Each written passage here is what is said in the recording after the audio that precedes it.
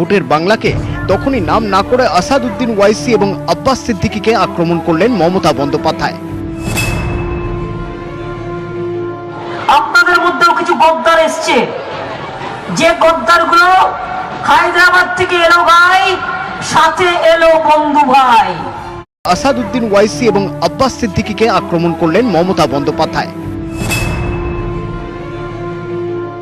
আপনাদের মধ্যেও কিছু গদ্দার এসছে, যে গদ্দারগুলো হায়দ্রাবাদ থেকে এলো ভাই, সাথে এলো বন্ধু ভাই।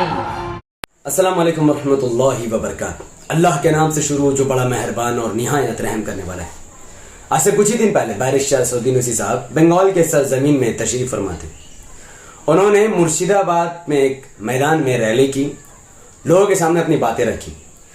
असदुद्दीन ओवैसी साहब के आने से ठीक एक दिन पहले उसी रात ममता बनर्जी ने एक बयान दिया कि असदुद्दीन ओवैसी गद्दार है। जब मुझे ये बात पता चली तो मैं सोचने पर मजबूर हो गया कि बैरिस्टर असदुद्दीन ओवैसी साहब को गद्दार कहने के पीछे ममता बनर्जी का क्या मकसद है। बहुत जांच पड़ताल के बाद कोई ठोस खबर या कुछ एक्सप्लेनेशन मुझे नहीं मिला कि ममता असदुद्दीन ओवैसी साहब को गद्दार किस लिहाज से कह रही, बिना सबूत के आधार पर। तो लास्ट में मुझे यह पता चला कि चूंकि वह मुसलमानों को बेवकूफ समझती हैं या मुसलमानों को अनपढ़ जाहिल समझती हैं, और वो समझती है कि उनके नेता को कुछ भी बोल दिया जाए ये कौम तो चुप रहेगा। अब दलित के नेता को गद्दार बोले तो दलित तो चढ़ के उसे मारपीट करेगा। अगर कोई हिंदू के नेता को गद्दार बोले तो हिंदू रोड जाम कर देगा।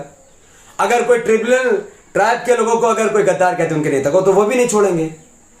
आप किसी भी फील्ड के नेता को, चाहे वो जिस धर्म से ताल्लुक हो, आप उनको गद्दार बोल दो, उनके फॉलोअर या उनके धर्म के मानने वाले या तो रोड जाम करेंगे या फिर आपको माफी मांगने पर मजबूर कर देंगे। मुसलमानों का वाहिद एक ऐसा लीडर बैरिस्टर असदुद्दीन ओवैसी साहब है जो मुस्लिम कौम के पिछले 100 साल में इकलौते सबसे बड़े लीडर बनकर उभरे हैं, और हमें प्राउड है उन पर। भले मुसलमान उन्हें वोट देने दे, ये और बात है, उनका अपना डेमोक्रेटिक राइट है, लेकिन वह हमारे लीडर हैं और आगे भी रहेंगे इंशाअल्लाह। भले से कोई उनको वोट करे न करे, वो हमारे लिए लड़ते हैं। और ऐसे लीडर को जो 5 वक्त के नमाजी, आज के दौर के मुसलमानों का पॉलिटिकल इमाम, पॉलिटिकल रहबर, उसको ममता गद्दार बोलकर चली जाती है, और ये कौम बंगाल में मुसलमान हाथ में हाथ धर के बैठे रहते हैं। मैं कहता हूं आप दो ना ममता को वोट, आपको कौन रोक रहा, मत दो इमाम को वोट, लेकिन कम से कम आप आवाज तो उठाओ कि किस बेसिस पर ममता बनर्जी ने असदुद्दीन ओवैसी साहब को गद्दार कहा। दूसरी बात, गद्दार असल में असदुद्दीन ओवैसी साहब नहीं है, गद्दार ममता बनर्जी है। ये हर हिंदू या मुसलमान को पता होगा जिन लोगों ने 2007 के नंदीग्राम मैसेकर को देखा होगा, जब सीपीएम की सरकार वेस्ट बंगाल में थी। वेस्ट बंगाल में नंदीग्राम में हजारों लोगों की जमीन हड़पने की तैयारी की गई थी। बाहर से पैसा के फैक्ट्री लगाने के लिए फैक्ट्री के नाम पर लाखों लोगों की जान को दांव पर लगा दिया गया था, और हजारों लोगों को मार भी दिया गया था। पुलिस और नंदीग्राम के गरीब हिंदू और मुसलमानों के बीच झड़प हुई और हजारों लोग मारे गए। उस ब्लड वॉर में ममता बनर्जी ने एक आंदोलन छेड़ा। आज ममता बनर्जी जो सीएम बनी हुई है ना, यह असदुद्दीन ओवैसी साहब की मेहरबानी है। आप में से कोई भी यह बात नहीं जानता है। अब मैं बताता हूं ऐसा क्यों। यह तस्वीर आप देख रहे हैं, यह उसी वक्त की तस्वीर है, उसी जगह की तस्वीर है जिसका मैं जिक्र कर रहा हूं, 2007 नंदीग्राम। इस तस्वीर में ममता बनर्जी आपको दिखेंगी जो उस वक्त बीजेपी के साथ मिली हुई थी और आरएसएस के साथ गठजोड़ चल रहा था इनका। यह ममता बनर्जी सीएम बनने की तैयारी कर रही थी। ये इनके बगल में एक इंडियन मुस्लिम लीग के नेता जो केरल के हैं और बैरिस्टर असदुद्दीन ओवैसी साहब हैं। आप पता है बैरिस्टर असदुद्दीन साहब यहां क्या करने आए थे? जब बैरिस्टर साहब को पता चला कि वेस्ट बंगाल के नंदीग्राम में गरीब हिंदू और मुसलमानों को सीपीएम सरकार द्वारा मारा जा रहा है, उनकी जमीन को छीना जा रहा है, वो अपना महल छोड़कर चला है, और ममता बनर्जी जी के साथ पूरे नंदीग्राम का दौरा किया। इसके साथ साथ असदुद्दीन ओवैसी साहब ने एक हिस्टोरिकल स्पीच दी। उन्होंने कहा कि वामपंथी सरकार को वेस्ट बंगाल में उखाड़ने की जिम्मेदारी वेस्ट बंगाल के रहने वाले गरीब मुसलमान और हिंदुओं को लेना पड़ेगा, और आप सबको एक मत होकर सीपीएम के खिलाफ वोट देना होगा या टीएमसी को ही वोट देना होगा। और आप समझिए उसके बाद ममता बनर्जी एक तरफा वोट लेकर सीएम बन गए। जिस असदुद्दीन ओवैसी साहब ने ममता बनर्जी के साथ उस वक्त संघर्ष में साथ दिया जिस वक्त ममता बनर्जी को कोई पहचानता भी नहीं था, और ममता बनर्जी इनकी वजह से लाखों मुसलमानों को वोट लेने में कामयाब हुई। आज वो ममता बनर्जी सीएम बनने के बाद जब असद साहब ने यह सवाल उठाया कि आपने 10 साल तक बीजेपी को हराने के नाम पर जो मुसलमानों से वोट लिया, बदले में ना आपने स्कूल दिया, ना कॉलेज, ना हॉस्पिटल दिया। लैंग्वेज में के नाम पर आप मुसलमानों से खिलवाड़ करती हैं, धर्म के नाम पर आप मुसलमानों से खिलवाड़ करती हैं, बीजेपी से डरा डरा कर आप मुसलमानों का वोट लेती हैं। बदले में जहां पर मुसलमानों की आबादी बढ़ती ही जा रही है, एक एरिया कंजेस्टेड एरिया में मुसलमान रह रहे हैं वेस्ट बंगाल में, कंजेस्टेड, खुला जगह नहीं उनके पास। ऐसे एरिया में जहां पर आबादी ज्यादा है, जहां पर स्कूल की ज्यादा जरूरत है, हॉस्पिटल की ज्यादा जरूरत है, इंस्टीट्यूट की ज्यादा जरूरत है, कॉलेज की ज्यादा जरूरत है, और ममता बनर्जी 10 साल से ना कोई स्कूल बना रही है, ना कॉलेज, ना हॉस्पिटल। बल्कि इस बार में ममता बनर्जी बीजेपी से डराकर ही वोट लेना चाहती है। इस दरमियान असद साहब कहते हैं कि आप बीजेपी को हराने के लिए वोट देना दो, लेकिन ममता बनर्जी बदले में स्कूल कॉलेज तो दे, जैसा स्कूल कॉलेज असद साहब ने बनाया हैदराबाद में। बस इतना ही कहने की देर थी कि ममता बनर्जी ने असद साहब को गद्दार बोल दिया। अब पूरी कौम चुपचाप अब टीएमसी को वोट देते रही और इस बात को ढकार लेगी। ठीक है, आखिरत में तो आपको जवाब देना ही है कि आप किस बातिल ताकतों का साथ दे रहे हैं बातिल को हराने के लिए। यानी बंगाल में कैसे चल रहा है कि असदुद्दीन ओवैसी साहब ने ममता का साथ दिया, ममता सीएम बन गई, और वही ममता सीएम बनने के बाद गद्दार बोलती, जबकि रियल गद्दार ममता बनर्जी बनती है उनको गद्दार बोलकर। यह तो इंसाफ वाली बात है, चंद लोगों को समझ में आएगी। दूसरी बात, अगर मुसलमानों को यह लगता है कि वो अकेले वेस्ट बंगाल में बीजेपी को हरा सकते हैं, तो मुझे लगता है इससे बड़ी जहालत वाली बात कोई नहीं होगी। वेस्ट बंगाल में हिंदू जिसकी चाहेगा सरकार बनाएगा, जिसकी चाहेगा सरकार गिराएगा, क्योंकि वेस्ट बंगाल में हिंदुओं की आबादी 70% है, मुसलमानों की आबादी 30% है। अगर एक तरफा मुसलमान किसी पार्टी को वोट दे तो 100 से ज्यादा एमएलए नहीं जीत सकते हैं, लेकिन हिंदू अगर एक तरफा किसी पार्टी को वोट दे तो 200 से ज्यादा एमएलए जीत सकते हैं। और वेस्ट बंगाल में सरकार बनाने के लिए मात्र 148 सीटों की जरूरत पड़ती है, जो कि पूरा हिंदू बहुल क्षेत्र है। अगर किसी को लगता है कि मुसलमान सरकार गिराया बना सकता है, मुझे लगता है कि ममता सीपीएम कांग्रेस की मेहरबानी से वो पूरा जाहिल बन चुका है, उसे आंकड़ा का कोई कदर ही नहीं है। तो वेस्ट बंगाल में हिंदू की ताकत से ही ममता सरकार बनाएगी, और हिंदू की ताकत से बीजेपी वेस्ट बंगाल से भागेगा। मुसलमानों को कोई भागीदारी नहीं, कुछ नहीं है। बस मुसलमान बीजेपी को हराने का ठेका जबरदस्ती ले रहा है, जबकि उससे कोई होने वाले नहीं। और मुसलमानों से मैं बात कहना चाहता हूं, खास करके मुसलमानों से, क्योंकि ये सत्ता तो हिंदू के ही हाथ में है, हिंदू के ही पावर में है। लेकिन मुसलमानों से ये कहना चाहता हूं कि अगर आपको लगता है कि आप मोदी को रोक सकते हैं ममता को पकड़कर, तो मैं आपको एक एग्जांपल देता हूं। रसूलुल्लाह सल्लल्लाहु अलैहि वसल्लम के दौर में अबू जहल, अबू लहब, उतबा बिन रबिया, शेबा, बहुत सारे लोग थे। आप बताओ, 2 ग्रुप बने हुए थे। एक ग्रुप काफिर मुशरिक मुनाफिकों का था, जिनका साथ देने वाले अबू जहल, अबू लहब ये लोग थे, और सहाबा कराम रसूलुल्लाह सल्लल्लाहु अलैहि वसल्लम के साथ थे। तो क्या उस वक्त सहाबा कराम की ऐसी कोई जमात बनी जिन्होंने ये कहा हो कि नहीं नहीं नहीं, आप सल्लम तो इस वक्त अकेले हैं, नबी है तो क्या वही तो अकेले हैं, इनका तो कोई फॉलोअर नहीं है। अबू जहल मक्का का सरदार, अबू लहब मक्का का सरदार, तो चलो अबू जहल को हराने के लिए पहले अबू लहब का साथ दिया जाए। जब अबू जहल हार जाएगा फिर अबू जहल को, अबू लहब को ही मार दो। नहीं हुआ, क्योंकि सहाबा कराम समझते हैं कि हक की ताकत अगर जरा है तो अल्लाह उसका साथ है, इसीलिए उन लोगों ने रसूलुल्लाह सल्लल्लाहु अलैहि वसल्लम का साथ दिया। अबू लहब को हराने के लिए अबू जहल के साथ नहीं दिया। और आप पूरे भारत के, हिंदुस्तान इंक्लूड बंगाल के मुसलमान, बातिल मोदी को हराने के लिए बातिल ममता या बातिल राहुल या फिर बातिल प्रियंका, बातिल अखिलेश, बातिल तेजस्वी यादव का साथ दे रहे हैं। इसीलिए 70 साल में मुसलमान लगातार अनडेवलपमेंट की तरफ जा रहे हैं, शहर में घर छोड़ छोड़कर गांव की तरफ बढ़ रहे हैं, कादा कीचड़ के जिंदगी पर जीने पर मजबूर हैं, बिना गवर्नमेंटी जॉब के जी रहे हैं, बिना स्कूल के जी रहे हैं, लोगों का दाखिला नहीं हो रहा, और वो पूरा बर्बाद हो चुकी है क्योंकि ये बातिल का साथ दे रही है। अगर लोग कुरान समझ कर पढ़े तो वो हक का साथ देने लगे। बैरिस्टर असदुद्दीन ओवैसी साहब ने भी इस मुद्दे को अपने मुर्शिदाबाद की स्पीच में उठाई, और उन्होंने बहुत गर्मजोशी से ममता बनर्जी के सवाल का जवाब दिया, और इसके बाद असद साहब वापस चले गए। तो आप सब वो सुनिए कि असद साहब ने ममता बनर्जी को किस लहजे में और कौन से आंकड़े में जवाब दिया। मैं ममता बनर्जी से, चीफ मिनिस्टर बंगाल से, ये लेफ्ट फ्रंट के लोगों से, और कांग्रेस, ये लेफ्ट फ्रंट कांग्रेस तो इलेक्शन इसके बाद खत्म ही हो जाने वाले, ये इनसे मैं पूछना चाह रहा हूं,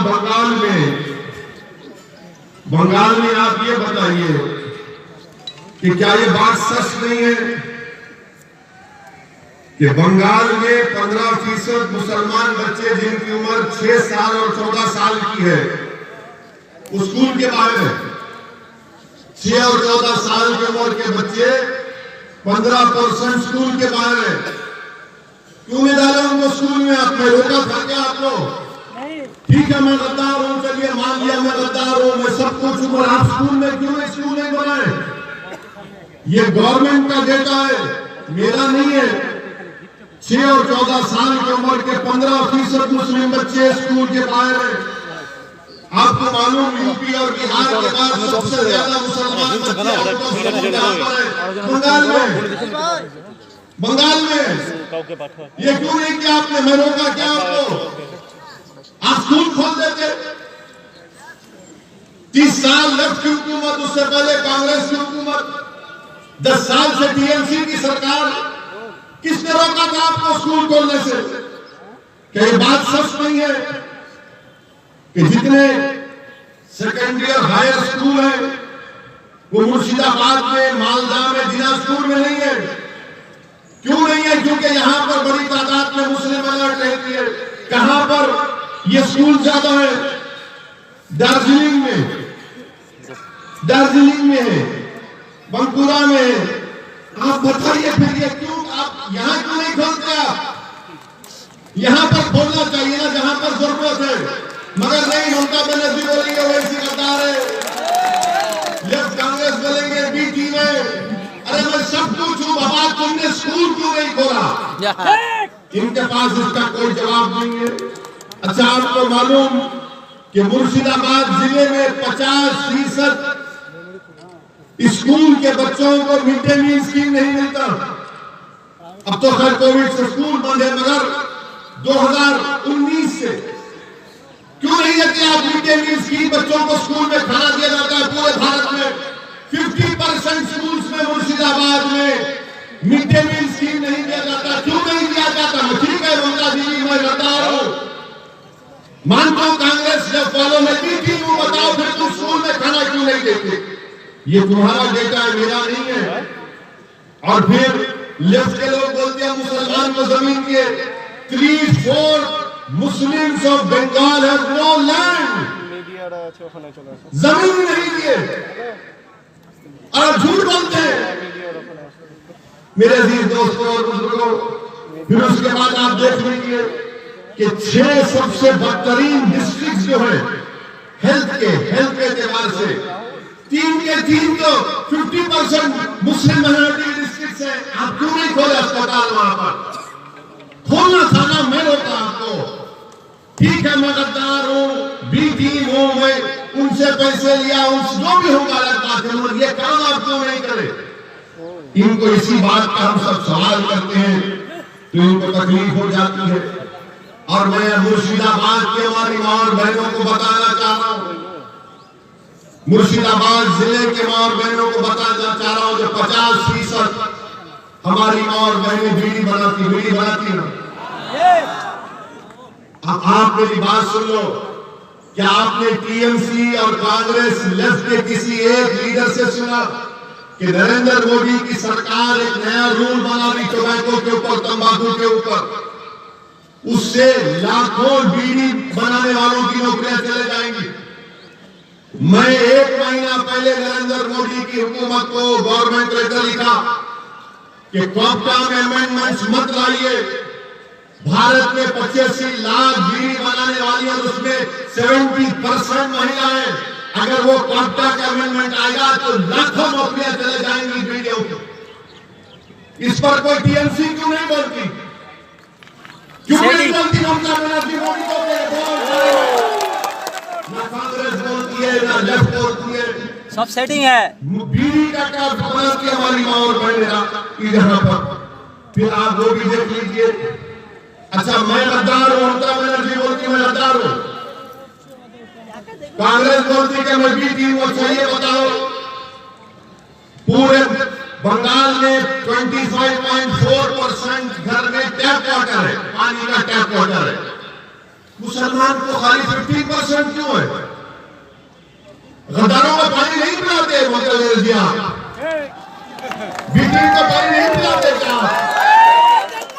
15% मुस्लिम के पास।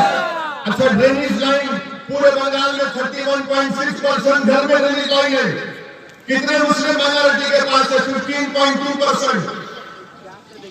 क्या हम ठीक है, मुझे गाली दो, आप दिल भर के गाली दो, क्या आपका दिल मुतमईन होता होगा, रात में अच्छी नींद आती है? और ये सवाल का जवाब दो ना, इस सवाल का जवाब कौन देगा? मुर्शिदाबाद में आपको मालूम कि सबसे जहरीला पानी यहाँ पर मिलता है मुर्शिदाबाद में। आर्सेनिक पानी मिलता है, आर्सेनिक पानी, लाल रंग का पानी मिलता है और उसमें पानी का क्या है 3000 पार्ट्स पर बिलियन है। WHO बोलता है कि 300 लिमिट होना चाहिए। मुर्शिदाबाद में 3000 पार्ट्स पर बिलियन आर्सेनिक पानी मिलता है। क्या करनी थी उनसे? क्या किया लेफ्ट ने, क्या किया कांग्रेस ने, जो मुर्शिदाबाद मालदा में बरसों से तुम्हारा एमपी, तुम्हारा एमएलए जीत जा रहा, तुम तो साफ पानी नहीं पिला सकते, आर्सेनिक पानी आप देते हैं। मेरे अजीज दोस्तों और बुजुर्गों, फिर वहीं पर आप देखिए मगरबी बंगाल में हायर एजुकेशन का सर्वे हुआ गवर्नमेंट ऑफ इंडिया का। कितने मुस्लिम माइनॉरिटी के बच्चे हायर एजुकेशन में पढ़ रहे मालूम आपको? बंगाल में मुसलमानों का पॉपुलेशन क्या है?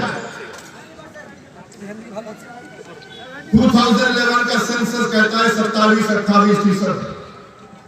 हायर एजुकेशन में बंगाल के कॉलेजों में खाली 7.8 बच्चे पढ़ रहे हैं। 7.8। कितने टीचर है कलकत्ता यूनिवर्सिटी में? जादवपुर प्रेसिडेंसी में मुस्लिम टीचर 3.6 है। ममता दीदी, मैं गद्दार हूं। आप मुझे सलाह देना चाहिए, बच्चों को नौकरी क्यों नहीं देते आप? और फिर आपको जानकर हैरत होगी 11% हायर एजुकेशन में मुस्लिम है और 7.8% टीचर्स हैं। 27% 2011 का पॉपुलेशन मुस्लिम पॉपुलेशन है। आपको मालूम बंगाल में मुस्लिम एम्प्लॉयमेंट कितना है? कितनी नौकरियां गवर्नमेंट में आपको मालूम? 27% पॉपुलेशन है मुस्लिम माइनॉरिटी का। और गवर्नमेंट में ममता बनर्जी हो या कांग्रेस हो, लेफ्ट हो, ओनली 6% मुस्लिम एम्प्लॉयमेंट में गवर्नमेंट में। 27% पॉपुलेशन, 6% नौकरी। और तीसरा बताइए आप, कितने जेल में है मुसलमान मालूम आपको? कितने जेल में है मुसलमान आपको मालूम होगी बंगाल के? कितने जेल में मालूम तुमको? तुम्हारी आबादी मुसलमान मुस्लिम अकलियत की आबादी 27%, गवर्नमेंट में नौकरी 6%, जेल में कितने मालूम? 38%।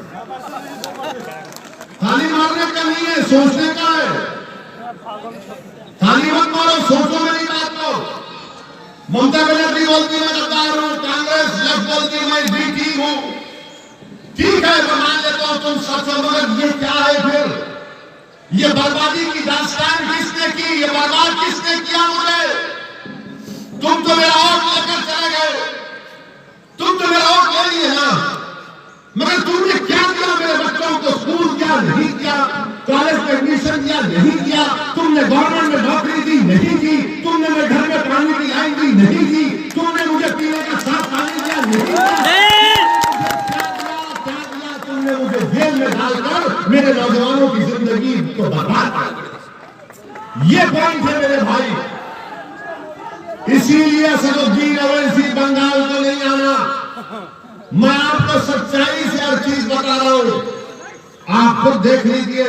अच्छा, आपको मालूम ये पुलिस के लोग हैं, कितने मुस्लिम सब इंस्पेक्टर है बंगाल में मालूम? कितना तुम्हारा पॉपुलेशन है? 28% पॉपुलेशन है ना। ममता बनर्जी बोलती है वैसी गद्दार, कांग्रेस न बोलती है वैसी बी टीम। पूरे बंगाल में खाली 60% मुस्लिम सब इंस्पेक्टर है। 60%, 7%, जिसको सार्जेंट बोलते हैं, इंस्पेक्टर बोलते हैं। कितने मालूम आपको? 2%, 2% है खाली। मेरे भाई ये क्या हो रहा है? अच्छा, सोने पे सुहागा ये कि बंगाल की असेंबली में 294 असेंबली सीट्स में 59 कितने साबित 59 है मुस्लिम एमएलए, 59 मुस्लिम है, जिसमें से ममता बनर्जी के 32 है। आप बोलेंगे ओ इसी तो 59 है। मेरे भाई 59 की अहमियत नहीं है। अगर मजलिस के 4 जीत के गए तो ममता बनर्जी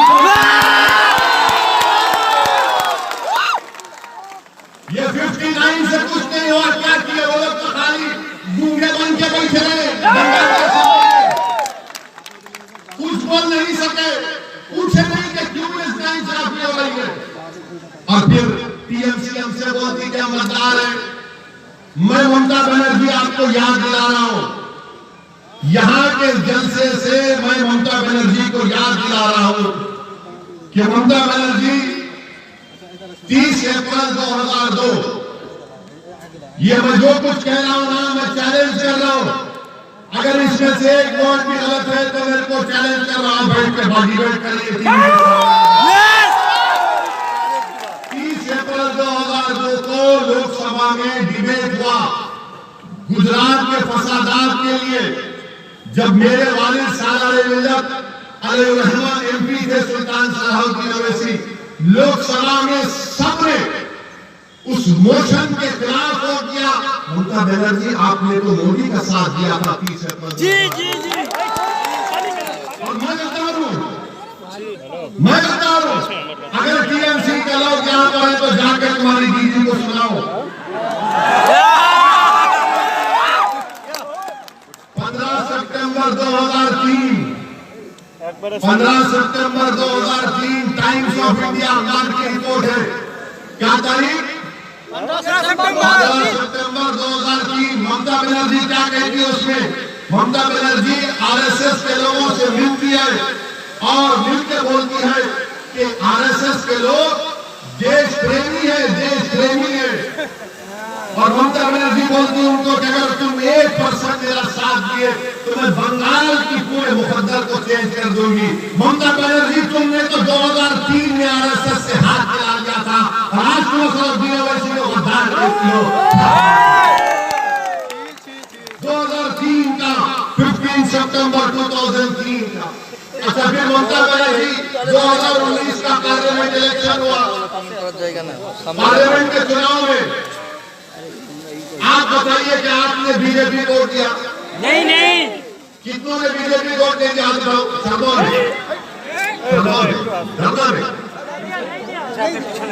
कितने टीएमसी को वोट दिया? दोनों भाइयों को बात। अच्छा, 18 बीजेपी कैसा जीत गई?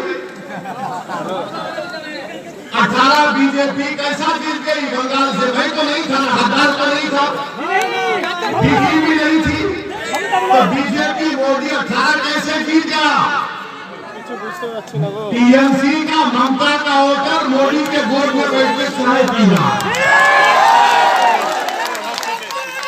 और ममता बनर्जी टीएमसी, लेफ्ट, कांग्रेस हमको गद्दार B3 क्या करती थे। अच्छा, फिर रिजल्ट आया तो ममता बनर्जी ने क्या कहा था? मीडिया ने जाकर ममता बनर्जी से क्या पूछा? दीदी बीजेपी इतना जीत गई, क्या मुस्लिम की वजह से हुआ? मीडिया को भी शौक खाली मुसलमान से है। तो ममता बनर्जी ने क्या कहा कि हाँ, गाय दूध देती है तो कभी गाय लात नहीं मारती है। ये साहेब एक साइड देता हूँ, अगर कोई बंगाल का मुसलमान है वो इंसान है या गाय? इंसान है। तुम इंसान हो या गाय हो? इंसान। जोर से बोलो, तुम इंसान हो? इंसान। तुम 2 काम किए हो, 4 काम किए हो? तो किसने इख्तियार दिया मुख्यमंत्री को कहने के लिए तुम 4 काम की गाय है? अच्छा, फिर मुख्यमंत्री ने क्या कहा? गाय दूध देती है, हम ले लेते हैं, लात मारती है, कबूल कर लेते हैं। ममता बनर्जी, हम गाय नहीं है, इंसान है, और इंसान को नौकरी की जरूरत है, इंसान को पानी की जरूरत है, इंसान को घर की जरूरत है, इंसान को नौकरी की जरूरत है, इंसान को स्कूल की जरूरत है, इंसान को पढ़ाई की जरूरत है। मोदी जी, आपने क्या किया? आपने तो दूध भी पी लिया, मलाई भी खा ली, मिष्टी दही भी खा ली, अब हमारे पास कुछ नहीं बचा है। मैं आपको गाय के रूप में नहीं देखता, मैं आपको इंसान के रूप में देखता हूँ। मुझे से चारों मुस्लिम तुमको भारत का बागीदार इंसान के तौर पर देखते हैं। मैं तुम्हारे से दूध लेने नहीं आया हूँ, मैं तुम्हारा हक दिलाने के लिए आया हूँ। मैं तुम्हारे को भारत के संविधान के तौर पर वो इंसान को इंसान के रूप में उसकी इज्जत बहाल करने के लिए आपको इंसान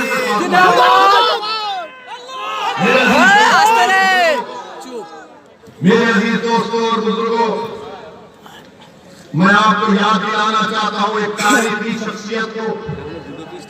कितने लोग कीटू मार को जानते हैं? कीटू मीर को जानते हो? कीटू मीर को जानते हैं? मीर निसार अली, मौलाना मीर निसार अली। कौन था कीटू मीर?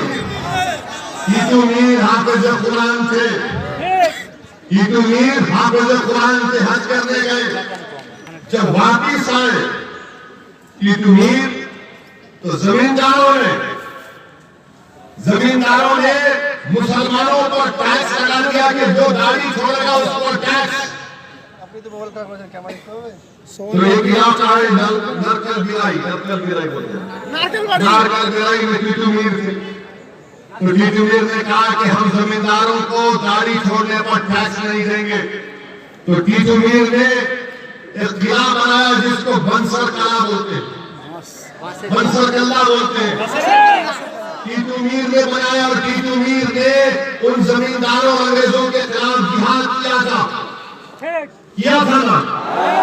आज असदुद्दीन ओवैसी आपको बोलने आया कि आपको ना जिहाद करने की जरूरत है, ना हथियार उठाने की जरूरत है, आपको सिर्फ भारत के संविधान को समझकर अपने हक के लिए लड़ने की जरूरत है। उस जमाने में जमींदार थे, अंग्रेज थे, वो तो जमींदार अंग्रेज चले गए, नए जमींदार आ गए। एक जमींदार टीएमसी, एक जमींदार मोदी, एक जमींदार कांग्रेस, एक जमींदार लेफ्ट। ये जमींदार बन चुके हैं और हम पर टैक्स लगा रहे हैं। मेरे अजीज दोस्तों और बुजुर्गों, बताइए आप, अगर आप नहीं लड़ेंगे अपने हक के लिए तो क्या कोई आसमान से आएगा या जमीन से निकलेगा? आपको अपने हक के लिए लड़ना है। मैं बुजुर्गों से अपील कर रहा हूं, आपको अपने बच्चों के रोशन मुस्तकबिल के लिए लड़ना है। आपको उनके लिए उनका हक संवारना है। ये कांग्रेस पार्टी क्या है बताइए, बताता हूं आपको। ये कांग्रेस पार्टी जब बाबरी मस्जिद का फैसला आया तो कांग्रेस पार्टी इसका वेलकम किया। कौन उसके बारे में कहा? किसने कहा कि सुप्रीम कोर्ट की सुप्रीम बट नॉट इनफैलिबल? उसका नाम असदुद्दीन ओवैसी था। ममता बनर्जी, पूछो उनसे टीएमसी से कि राम मंदिर का जजमेंट आया, उसके बारे में आपकी क्या राय है? तो बोलेंगे नाराज हो जाएंगे वो लोग, मन खामोश बैठे। कांग्रेस के बहुत बड़े चीफ मिनिस्टर कमलनाथ ने ईंटें भिजा दी, प्रियंका गांधी ने उसका वेलकम किया। ये कांग्रेस पार्टी है जो आपके वोटों से मुर्शिदाबाद मालदा में बरसों से हुकूमत करती आ रही, और कुछ नहीं किया। यहाँ ट्रिपल तलाक का बिल पार्लियामेंट में आया तो कौन उसके खिलाफ बोला? आपने देखा होगा ना।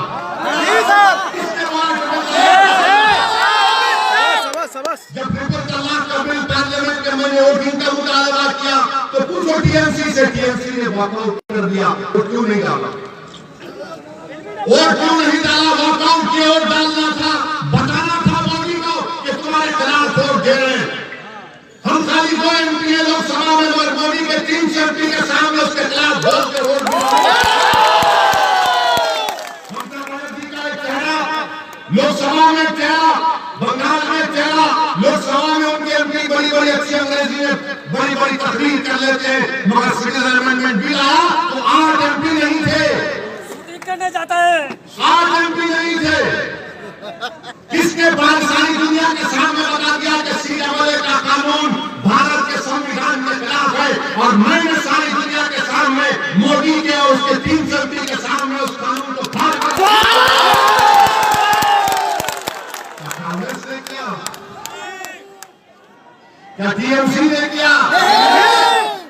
लेफ्ट तो कहीं है ही नहीं बेचारे। मर गया ये कांग्रेस और लेफ्ट तो मेडिकल शॉप में जब जाते हैं दवा लेने के लिए तो दवा के नीचे लिखा होता कि कब बनी, date of manufacture, date of expiry.